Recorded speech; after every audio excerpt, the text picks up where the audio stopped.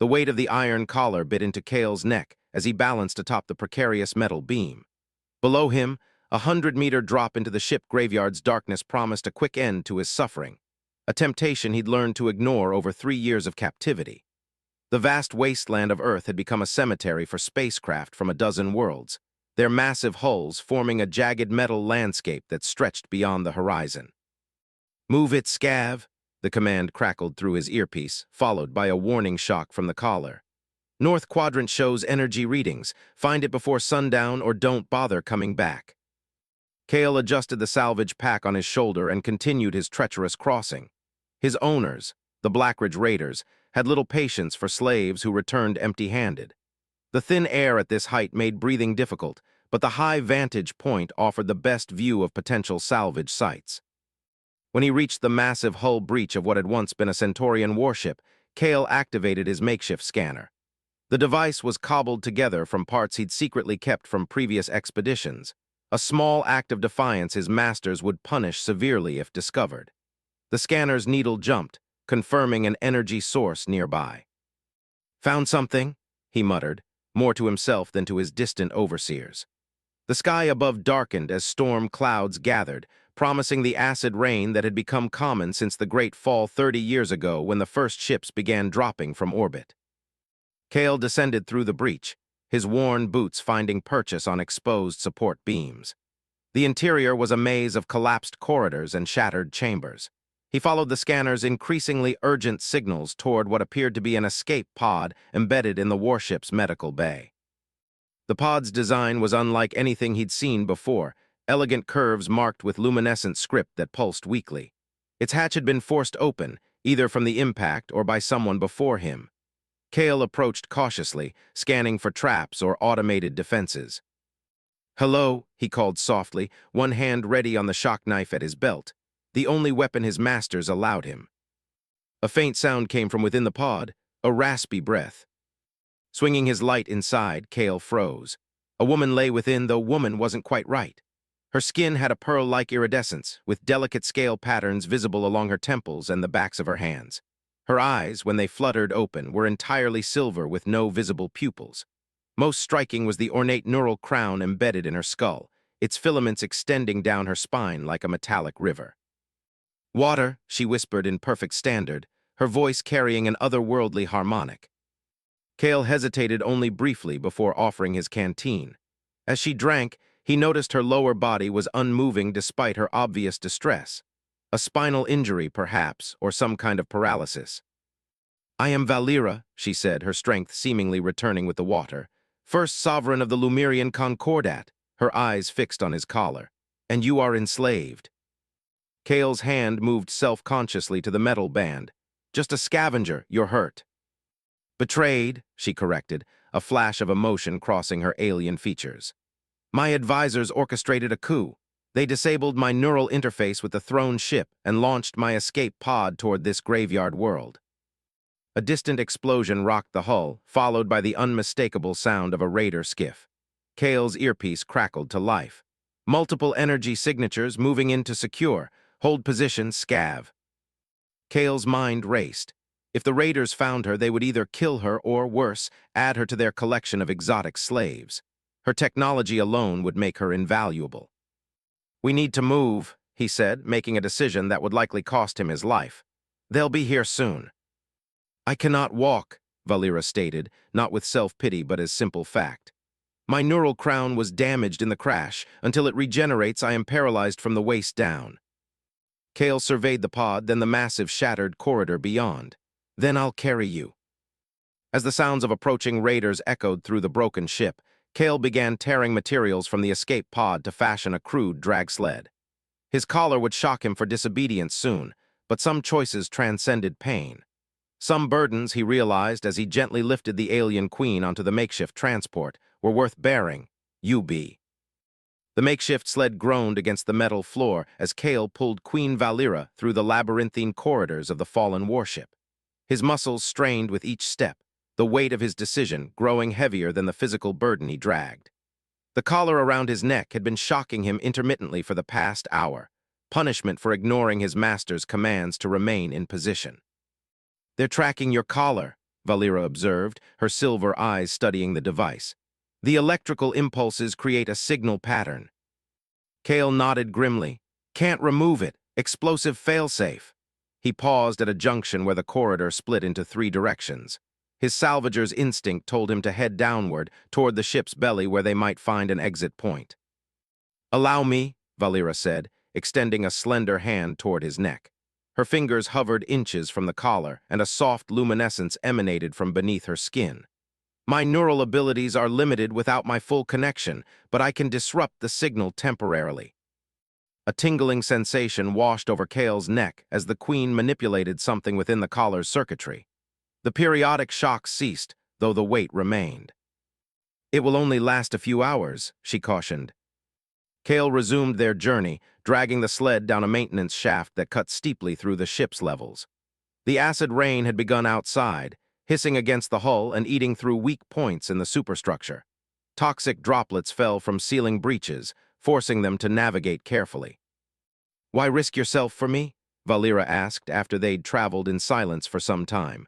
Your masters would kill you for this betrayal. Kale didn't immediately answer. The truth was, he wasn't entirely sure himself. He'd spent 3 years following orders, surviving one day at a time. Maybe I'm tired of being someone's property, he finally said. A tremor shook the ship, dislodging debris from above. Kale barely managed to shield Valera as a section of paneling crashed down beside them. The ship is becoming unstable, she warned. The rain accelerates the structural decay. We need to reach the lower hangar, Kale replied, consulting his mental map of the vessel. It's our best chance to cross to the adjacent wreckage. As they continued downward, the Queen explained more about her people. The Lemurian Concordat was an ancient civilization that had watched Earth from afar for centuries. When humanity's own wars had left the planet vulnerable, other species had arrived, some to help, others to claim what remained. The massive ship graveyard was the result of a space battle that had ended with dozens of vessels crashing to Earth. My people sought to establish diplomatic relations, Valera said. But factions within my court feared human unpredictability. They orchestrated my removal to prevent an alliance. They reached the hangar bay as dusk approached. The massive chamber was a skeleton of its former self, with the outer doors torn away to reveal a precipitous drop to the graveyard below. Across a 50-meter gap lay another fallen ship, a human vessel by its design. We'll need to cross before full dark, Kale said, eyeing the gap. The mechanical scavengers become active at night. He located a maintenance bridge that had partially deployed during the ship's crash. It extended halfway across the chasm, twisted and damaged but potentially usable. With careful maneuvering, he positioned the sled at the bridge's entrance. This will be rough, he warned Valera. Hold on. The Queen gripped the sides of the sled as Kale began the treacherous crossing. The bridge swayed under their weight, sections of it threatening to break away with each step. When they reached its mangled end, still 20 meters from safety, Kale felt despair rising. Then Valera spoke, her voice suddenly carrying the authority of her station. There, she pointed to a length of cable hanging from the human vessel. If you can reach it, we can swing across. It would require a leap of faith, a jump into open air with only the hope of catching the cable. Kale secured Valera to the sled with salvaged wire, then positioned himself for the jump. If I miss, he began. You won't, she said with such certainty that he almost believed her. Gathering his remaining strength, Kale took 3 running steps and launched himself into the void. For a heart-stopping moment, he was suspended between vessels, the abyss below seeming to reach up for him. His fingers closed around the cable, the rough material tearing at his palms as he gripped it desperately. With a mighty swing, he maneuvered back to the sled and secured the cable to it. Together, they slid along the improvised zipline, the Queen's sled gathering speed as they descended into the darkness of the human ship. They crashed onto a tilted deck, the impact sending them skidding into a bulkhead. Pain blossomed in Kale's shoulder, but he forced himself to his feet. Behind them, the sound of pursuit had grown closer, mechanized drones and possibly human raiders. We need to keep moving, he said, helping Valera back onto the sled. This ship connects to a whole network of wreckage. If we can reach the central cluster, we might find somewhere to hide. As Kale resumed pulling the sled, he noticed Valera studying him with an expression he couldn't quite read. 3 centuries I've ruled my people, she said quietly, yet I never truly understood sacrifice until now. When we reach safety, Kale, I promise you this, neither of us will remain in chains. Dawn broke over the graveyard in shades of toxic orange and crimson. Kale and Valera had taken shelter in what had once been a cargo hold, now transformed into a cavernous space where twisted metal met with the fused remains of 3 different ships. The night had been harrowing. Twice they'd hidden from mechanical drones that swept through the wreckage with scanning beams, and once they'd frozen in place as a raider patrol passed barely 20 meters from their position. Your collar's signal disruption is wearing off, Valera observed, noticing Kale's occasional wince as small shocks began to return. He nodded. We need to find more permanent solutions. He'd been contemplating their options while Valera rested. The Queen's condition had stabilized somewhat overnight, and she reported feeling tingling sensations in her lower extremities, a promising sign that her neural crown was beginning to heal itself. Their immediate surroundings offered some resources. Kale had identified functional water reclamation units and even a few preserved ration packs in a sealed container. He'd improved Valera's sled with better materials, creating a more comfortable transport with crude but effective suspension. Listen, Valera said suddenly, her head tilted. Her alien senses were keener than his human ones. Something large is moving through the wreckage to the east. Kale tensed, reaching for his shock knife. Raiders. No, her silver eyes narrowed. Something else, something, mechanical but alive. The sound became apparent even to Kale's ears, a rhythmic thudding accompanied by the groan of stressed metal. He peered through a gap in the hull and felt his blood run cold. Moving through the distant wreckage was a harvester, a massive, semi-sentient machine that collected valuable materials from the graveyard. It walked on 6 articulated legs, its central body housing various cutting and grinding mechanisms. It's hunting for metals, Kale whispered, particularly the rare alloys used in alien ships like yours. We cannot outrun such a creature, Valera stated. No, Kale agreed, but we might be able to use it. A desperate plan was forming in his mind. Harvesters are programmed to return to collection points with their salvage if we could lure it toward the Blackridge Raiders' territory and trigger its defensive protocols. Valera understood immediately. The Raiders would be forced to deal with the threat, drawing attention away from us. They worked quickly, Kale salvaging components from their surroundings to create a simple transmitter that would mimic the signature of Lumerian alloys. He attached it to a piece of debris that could be thrown a considerable distance. As they prepared to move, Valera suddenly gripped his arm. Wait, there's something else you should know. Her expression grew grave. My people will be searching for me as well. Not all Lumerians supported the coup. If my loyalists find me, they would help us, but they may not look kindly upon a human. Kale absorbed this new complication.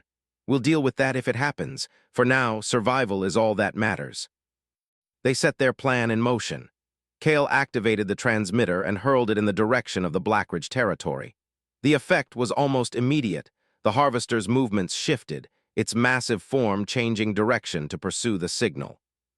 Using the distraction, Kale and Valera began moving toward what Kale hoped would be Sanctuary, a partially intact research vessel he'd discovered months ago but had kept secret from the raiders. The journey was arduous, with Kale having to navigate increasingly difficult terrain while pulling the Queen's sled. By midday, they'd reached a precarious crossing, a makeshift bridge of debris spanning a deep crevasse where the ground had split during the impacts years ago. Far behind them, they could hear the chaos as the harvester presumably encountered the raiders. Halfway across the bridge, disaster struck. A section collapsed under their weight, leaving them hanging precariously over the abyss. Kale managed to maintain his grip on the sled, but felt his strength failing as the minutes passed. You must let me go, Valera said calmly. Save yourself. Not an option, Kale grunted, his muscles screaming in protest. Just as his fingers began to slip, a new sound cut through the air, the hum of engines. A small craft appeared overhead, hovering uncertainly. It wasn't a raider vessel, nor was it of Lumerian design. The craft descended cautiously, revealing a solitary pilot who regarded them with evident surprise. Well now, called a weathered woman's voice, this is certainly an interesting find. The woman appeared to be in her 50s, with dark skin marked by old scars and eyes that reflected decades of survival. I'm Commander Alara Dorn, former Earth Defense, and you two are trespassing in my territory. With the stranger's help, they were pulled to safety. As they stood on solid ground, Kale positioned himself protectively in front of Valera, unsure of this new development. Relax, boy, Alara said, eyeing his collar. I've no love for slavers, but I do have questions about why you're dragging an alien queen through my salvage grounds. As Valera introduced herself with royal dignity despite her position on the sled, Kale realized they'd found something unexpected in this wasteland, a potential ally, or perhaps just another threat in a different form. Commander Alara Dorn's territory turned out to be an enormous research vessel called the Horizon, partially buried but remarkably intact. Unlike most of the graveyard's wrecks, this ship had landing struts deployed before impact, allowing it to remain somewhat level despite the uneven terrain. A small community of perhaps 30 people, all former slaves, scientists, or refugees, had made it their home. We've maintained independence for 6 years, Alara explained as they entered through a reinforced airlock. Raiders leave us alone because we've convinced them the ship is irradiated. A little strategic placement of warning signs goes a long way. Inside, the vessel hummed with restored power systems. Corridors had been repurposed into living quarters, hydroponic gardens, and workshop spaces. People stopped to stare at the newcomers, particularly at Valera, whose alien nature was impossible to disguise. Our medical bay is still functional, Alara continued, leading them through the ship. Dr. Torvald might be able to help with your condition, Your Majesty. Valera nodded gratefully, but kept her royal composure. Kale had noticed how she shifted between vulnerable openness when they were alone and this regal demeanor when others were present. A survival mechanism, perhaps, or simply the weight of centuries of rule. Dr. Torvald proved to be a gentle giant of a man with cybernetic enhancements visible around his eyes. He examined Valera with evident fascination but professional respect. Your neural crown is remarkable, he said after completing his scan. It's actively repairing itself, but the process could be accelerated with the right equipment. He turned to Kale. And you, young man, need that collar removed before the internal battery fails and triggers the explosive. Alara stepped forward. We have specialists for that. She gestured to a young technician who approached Kale with surprising confidence. This will hurt, the technician warned, but less than an explosion. With precision tools and steady hands, they began the delicate process of disarming and removing the collar. While Kale underwent this procedure, Alara spoke privately with Valera. When Kale was finally free, his neck raw and bruised but intact, Alara gathered them both. Your Majesty has shared your situation, she said. And while I sympathize, your presence creates complications. The Blackridge Raiders will intensify their search when they realize you've disrupted your collar. And if Lumerian loyalists are also searching, we could find ourselves caught in a conflict beyond our capabilities. We won't stay long, Kale promised, just until the Queen can walk again. Alara studied him with a penetrating gaze. You've risked everything for her. Why? Kale glanced at Valera, finding it difficult to articulate what had begun as impulse and evolved into something more profound. Because choices define us, he finally said, not our circumstances. That night, as Valera rested in the medical bay, Kale explored the horizon. The community had created something remarkable, a haven of cooperation amid the wasteland. Yet he sensed undercurrents of tension, particularly when residents discussed the world beyond their walls. He found Alara on an observation deck, staring out at the illuminated graveyard. Beautiful in its way, she remarked. The ruins of a dozen civilizations' ambitions. What happened to Earth defense? Kale asked. The official reports said all units were destroyed in the orbital battle. A ghost of pain crossed Alara's features. Official reports rarely tell the whole truth. Some of us survived. Some of us learned that certain factions of Earth's government had invited the initial attacks, hoping to acquire alien technology. She turned to face him directly. The same factions that later formed groups like the Blackridge Raiders. The revelation shook Kale's understanding of the past 3 decades. Before he could respond, alarms blared throughout the ship. They rushed to the command center, where monitors showed multiple vessels approaching, sleek alien craft with distinctive Lumerian design. They've found her, Kale said, a mixture of relief and apprehension washing over him. Dr. Torvald appeared with urgent news. The Queen's neural crown has accelerated its repair process dramatically. She's regaining motor function. When they reached the medical bay, they found Valera standing unsteadily, supporting herself against a bed. Her silver eyes met Kale's with an intensity that made his heart race. "My loyalists have come," she confirmed. "But so have my enemies. The same forces that orchestrated my removal have traced me here, and they will destroy this vessel and everyone aboard rather than allow me to return." Commander Alara assessed the situation with military precision. "How long until they arrive?" "Hours at most," Valera answered. "We must prepare for both rescue and battle." As the Horizons community mobilized their limited defenses, Kale helped Valera test her returning strength. Her movements were labored but improving by the minute. "When your people arrive," Kale began hesitantly, "you'll return to your world." Valera's gaze softened. "Is that a question or a statement, Kale?" Before he could answer, the ship shuddered violently. An explosion had breached the outer defenses much sooner than anticipated. The battle for the sanctuary ship and for their futures had begun. The horizon trembled under repeated impacts as Lumerian attack craft strafed its outer hull. Alara's community had mobilized with practiced efficiency, some manning defense stations while others prepared evacuation protocols. In the command center, tactical displays showed two distinct Lumerian factions engaging each other in the skis above the ship graveyard. "Your civil war has come to Earth," Alara said to Valera, who now stood unaided, though still moving with careful deliberation. "Not a civil war," Valera corrected. "A coup, and I intend to end it today." The neural crown embedded in her skull pulsed with increasing luminescence, its filaments glowing beneath her skin as her systems continued to heal. Kale studied the tactical displays. "The Loyalist forces are outnumbered. They won't reach us before the enemy breaches the hull." "Then we must change the equation," Valera stated, her royal authority fully restored. "Commander Alara, does this vessel retain any of its original communication systems?" Alara nodded. "The deep space array is functional, though we rarely use it to avoid detection." "I need access." Valera's request was gentle but unmistakably a command. As they made their way to the communication center, breaching alarms sounded throughout the ship. Enemy forces had penetrated the outer defenses. Kale, now armed with a proper weapon provided by Alara's people, took point position, protecting Valera as they moved through increasingly chaotic corridors. They reached the communication array as the first sounds of combat echoed from distant sections of the ship. Valera immediately interfaced with the system, her neural crown connecting directly to the controls. Her eyes closed in concentration. "What is she doing?" Alara asked, positioning defenders at the entrance. "I believe," Kale replied, watching in fascination, "she's reminding her people who their queen is."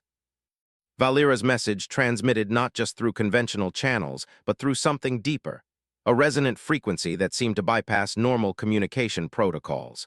In the displays monitoring the battle outside, the effect was immediate and dramatic. The Loyalist forces rallied with renewed coordination, while confusion spread through the enemy ranks. "The neural crown," Valera explained, opening her eyes. "It doesn't just control my physical form, it connects to the collective consciousness of my people. My usurpers severed that connection, but they couldn't destroy it entirely." A new alert appeared on the tactical displays, a massive Lumerian vessel descending through the atmosphere. Unlike the sleek attack craft, this was a royal ship, its design speaking of ancient power and authority. "The throne ship," Valera breathed. "They've brought it to ensure my destruction." The ship's arrival changed everything. Its weapons systems could obliterate the horizon and a significant portion of the graveyard. Evacuation was no longer viable. They needed to end this conflict before the throne ship could deploy its full arsenal. "I need to board that vessel," Valera declared. "Once there, I can reassert control through the royal interface." "That's suicide," Kale protested, "even with your abilities restored." Valera turned to him, her silver eyes holding his gaze. "Not alone. I need you, Kale.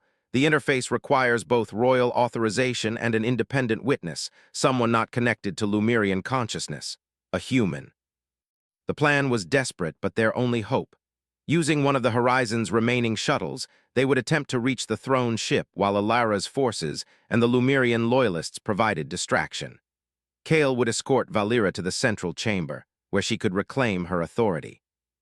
As they prepared to depart, Alara pulled Kale aside. "You understand what she's not saying, don't you? Even if you succeed, her people may not accept a human returning with their queen.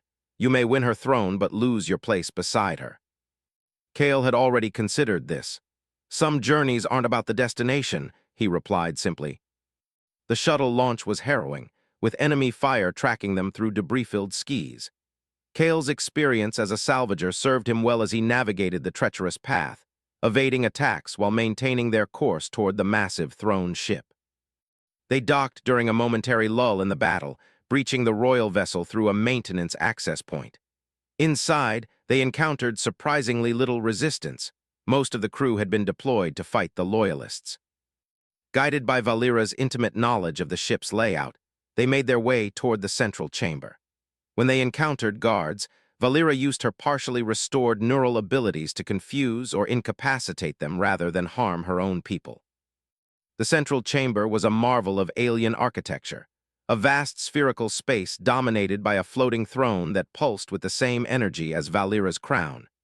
Standing before it was a group of Lumerian nobles, their expressions shifting from shock to fear as their rightful queen entered.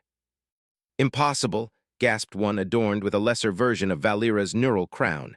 "You cannot have survived." "Yet here I stand, Advisor Morven," Valera replied, "with my witness." She gestured to Kale, "ready to reclaim what is mine." What followed was both physical and metaphysical combat. As Valera moved toward the throne, her usurpers attempted to stop her both through conventional means and through neural attacks that made her stagger.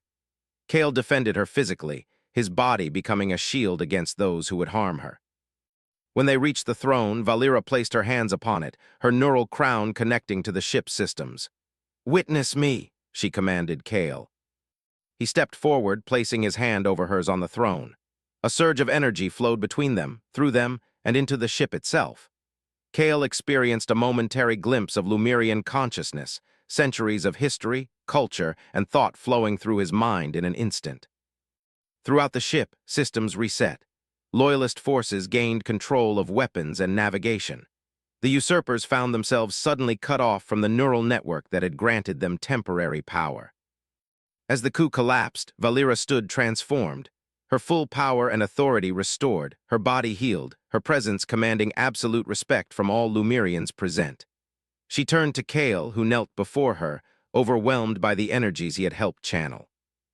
"Rise," she said softly. "No one who has shared the throne consciousness kneels to me." Outside, the battle had ended. The throne ship broadcast Valera's return to all Lumerian vessels, compelling their surrender or allegiance. The Horizon and its people were safe. In the aftermath, as Lumerian medical staff tended to Kale's injuries, Valera approached in full royal regalia. The other Lumerians stepped back respectfully. "My people have requested my immediate return," she informed him. "The Concordat must be stabilized." Kale nodded, feeling the inevitable separation approaching. "I understand. You have your duty." "As do you," she replied. "When you saved me, you changed more than my fate." She gestured toward a viewscreen showing the ship graveyard. "This world deserves better than to remain a battlefield and prison camp." Understanding dawned on Kale's face. "You're offering to help Earth." "I'm offering more than that," Valera said. "I'm offering you a position as Earth's first ambassador to the Lumerian Concordat. The witness bond we shared has marked you. No Lumerian will ever question your authority to speak for your world." Beyond the personal implications, freedom, purpose, a place alongside Valera, Kale recognized the broader significance. The opportunity to help rebuild Earth, to free others like himself, to forge an alliance that could transform the graveyard into something new. From slave to ambassador, he mused, quite a promotion. Valera's formal demeanor softened into the more personal connection they had formed during their journey. "You once dragged me across a wasteland with nothing but determination and hope. Now we have a chance to do the same for both our worlds." She extended her hand. "Will you accept this burden as well?" Kale took her hand, feeling the echo of the energy they had shared at the throne. Some burdens, he said, echoing his thought from when they first met, are worth bearing. As the throne ship rose from Earth with its human ambassador aboard, those watching from the horizon saw not an ending but a beginning, proof that even in the darkest places, an act of sacrifice could ignite a revolution of hope.